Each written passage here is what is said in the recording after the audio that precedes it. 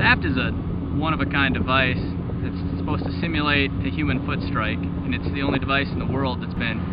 correlated to human test subjects on a force plate in a biomechanics lab.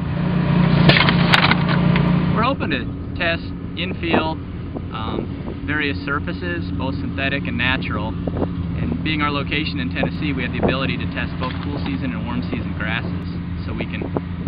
really test with this facility over sand-based root zones, kind of like you would see at the NFL level or college level, down to native soils like you would see at typical high schools. So the data that we've taken with TAFT, and our goal ultimately is to take this to the next level, and since we know some of the forces and how they correlate to humans, we're hoping to design a safer surface as well as getting the proper footwear for those surfaces. And the ultimate goal would be to create forces that are high enough that the athlete's allowed to have traction, but low enough that they're not going to be injured. You can tell that the shoe obviously is interacting with the surface, and in this case, the ability of the surface to kind of blow out or being removed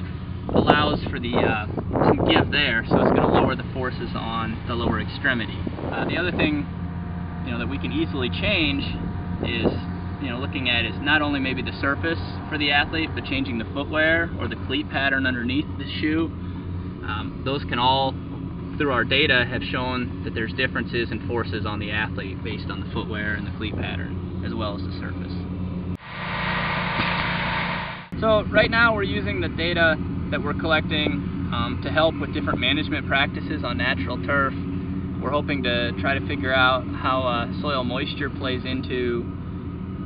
athletes' lower surface interactions or lower extremity interactions with the surface. We're also using the data on the synthetics to try to figure out if different pile heights and infill ratios, as well as fiber designs, can actually make a difference with the cleat interacting with the surface. One of the big things that we are trying to do is get 2 years of research and then publish it, so hopefully in the future you'll be able to see it in journals.